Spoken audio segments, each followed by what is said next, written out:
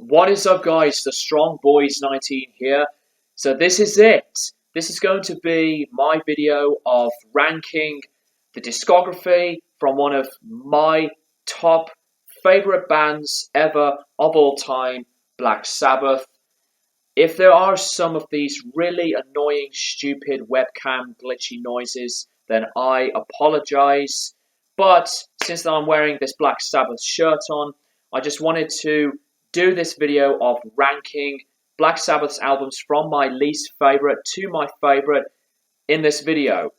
So with that being said, this is on my personal opinion and picks. If you have a list of your own, put it in the comments below. The last time that I had done one of these was on ranking Pink Floyd's discography after I had completed their discography. So, without any further ado, let's dive in. Number 19, Born Again. Now, Born Again is my least favorite Black Sabbath album. It is simply because that I personally don't have a strong connection with it. I find that the Ian Gillan period of Black Sabbath to be quite an unusual mixture. There's no bad album in their discography, and I don't think Born Again is one of the worst ever, although I still really don't like the album cover and the production. There are songs on here that I liked, but it's just not one of those albums that I see as one of the best overall. So that's why Born Again is my least favorite. Number 18, Forbidden. The last Black Sabbath Tony Martin album and the last with Neil Murray, Jeff Nichols and Cozy Powell. And a lot of people will disregard this. A lot of people say that this is a bad Black Sabbath album, but I don't think it is. As I said from my review of this is a very above average album. It still has its flaws, like some of the lyricism to some of the tracks and the production being very mediocre in my opinion. Stuff on here that I really did like for a bit.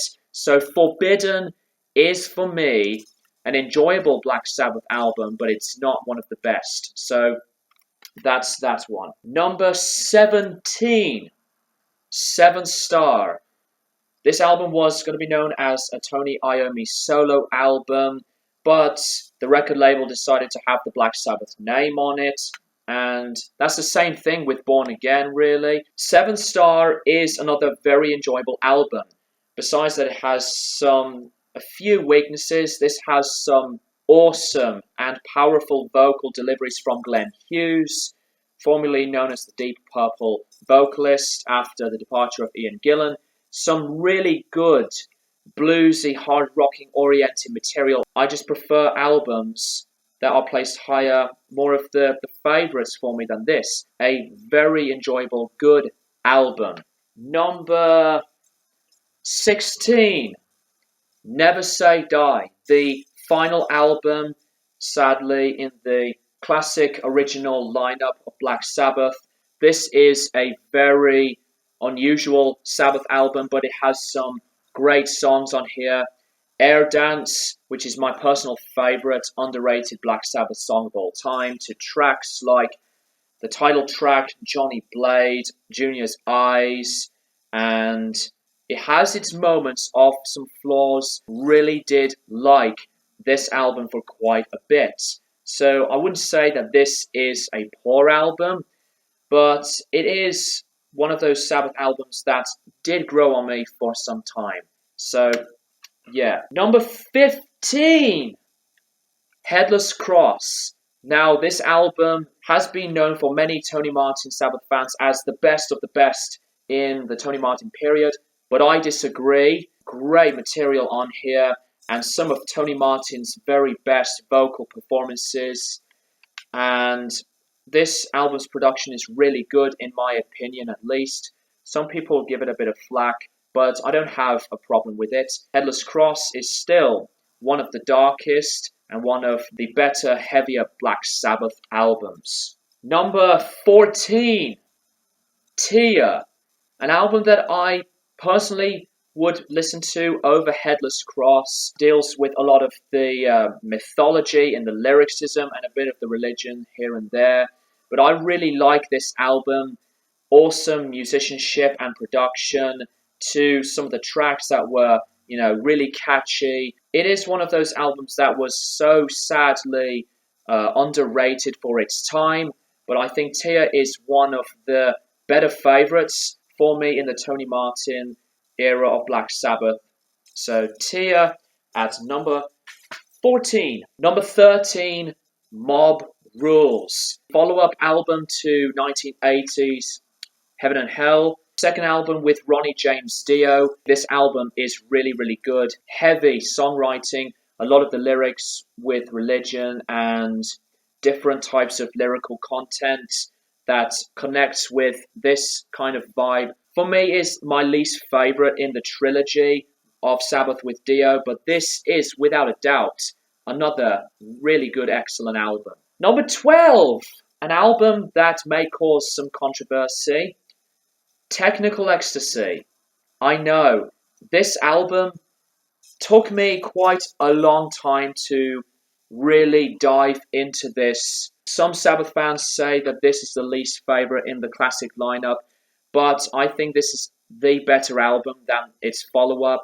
I do like the production more, and some of the material on here feel focused. I know that Geezer once said that this was the time of the beginning of the end of Black Sabbath at this point in time, but it has some great tracks on here. I really like You Won't Change Me, It's All Right. The cheesy that is Rock and Roll Doctor, I like a lot as well. And the epic closer of Dirty Women. I still like that cover art from Storm Thorgerson. Anyways, Technical Ecstasy has been an album that took me a long time to appreciate, and now one of my favorite Black Sabbath albums. Number 11, Cross Purposes. This is the album that not many Black Sabbath fans, in terms of the very, very last era of their career, would talk about. Really cool production to underrated gems like Back to Eden, Psychophobia, and Evil Eye, to awesome songs like Eyewitness, Across of Thorns. I really like Immaculate Deception, and I think this album musically is quite different to Tia and Headless Cross, etc. But I really cite this as one of the best Tony Martin Sabbath albums. So that's that one for Cross Purposes. Now we're into the top 10, guys. Number 10, Dehumanizer.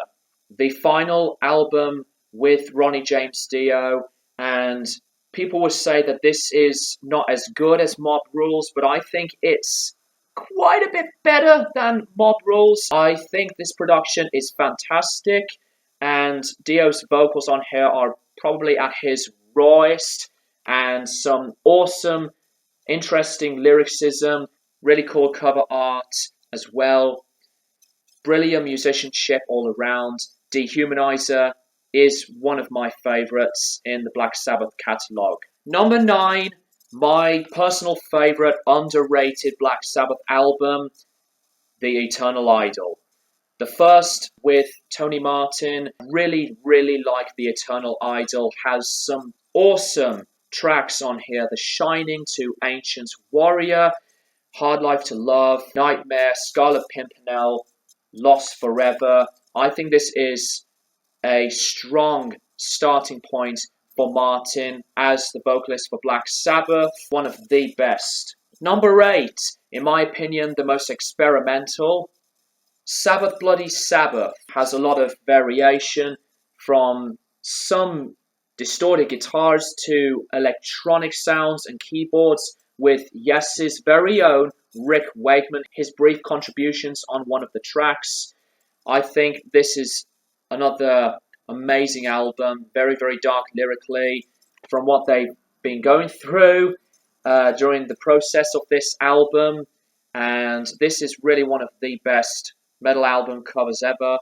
Sabbath Bloody Sabbath is Ozzy Sabbath Records that I think is one of the best overall. Number 7, Master of Reality, and this is the 2-disc deluxe edition that I've got.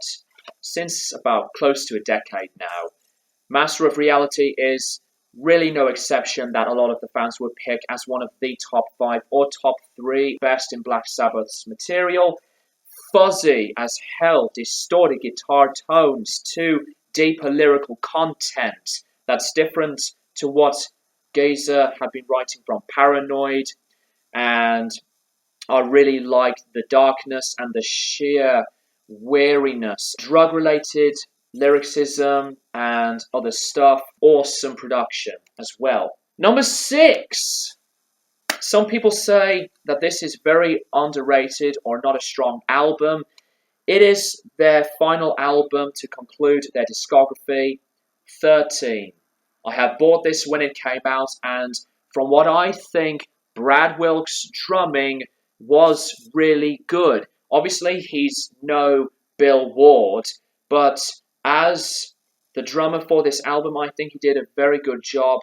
And I don't find the production to be that much of a big issue, as a lot of people criticize Rick Rubin's production. Really one of the favorites ever since that I had listened to it. An excellent final album to finish off the band's legacy. Top 5 now, guys. I'm going to put the top 5 over here. Number 5 is the debut. The album that started it all for Black Sabbath. I wouldn't say that this was the album that really defines their sound in heavy metal, because there's quite a lot of the bluesy stuff on here, but I love some of the tracks very much that are one of my highest favorite Black Sabbath songs. This is really one of the best in Black Sabbath's discography, in my opinion. Just a really strong album. Number 4. Sabotage. This album is really an epic. This is, for me, the best produced Sabbath album as well.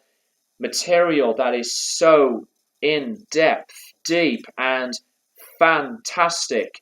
Hole in the Sky to Symptom of the Universe, and the progressive, classic, epic that is Megalomania, my second favorite Black Sabbath song, to the insane vocal performances of the Ritz, to the beautiful Super Tsar. I don't find this cover to be that bad either. Yes, it is cheesy from what I say about this cover art, but it isn't that bad. Come on, guys. I love Sabotage. Number 3, the Cocaine Album, Volume 4. Even though the production is wishy-washy and very different to the other tracks overall, but this album contains some of the doomiest, best ever Black Sabbath tracks. Snowblind, Supernaut. I love Wheels of Confusion, to Laguna Sunrise, to Changes, Under the Sun, and Tomorrow's Dream. I love everything about Volume 4. And I think this cover art, being that simple, is one of my big favourite album covers from Black Sabbath as well. Number 2, an album that brings back a lot of enjoyment and so much appreciation. Number 2 is Heaven and Hell, the debut with Ronnie James Dio after the firing from Ozzy Osbourne.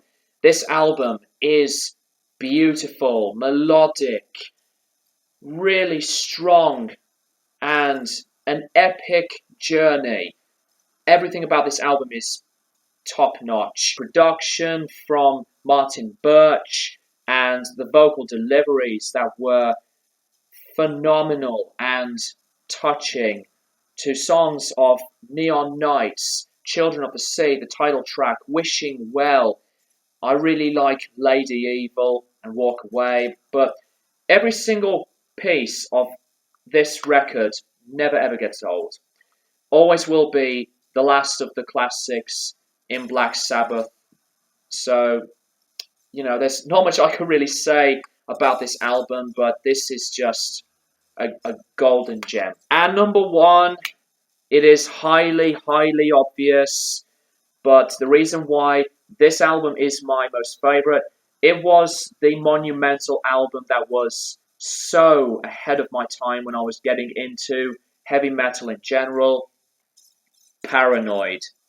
I know that most of the songs on here are very overplayed, from War Pigs, which is my favorite Black Sabbath song, to the classic title track, and to songs like Iron Man and Fairies Wear Boots, and the beautifully jazzy, trippy, psychedelic song of Planet Caravan, to menacing material with lyrics that were, really intense. And I still love the drum solo on Rat Salad as well. Paranoid is always, for me, my favorite Black Sabbath album for a lot of reasons. As much as I love the other ones, for me, the number one in terms of a lot of memories and the nostalgia to dive into Black Sabbath's music in the first place. So Paranoid is my main favorite Black Sabbath album. That is it, guys. That is my list of my least favorite to my favorite Black Sabbath albums. Please let me know what you think of my list in the comments below, and I'm looking forward to see the responses of your list as well. Thank you guys for watching, and I'll keep you guys posted for more videos in the near future.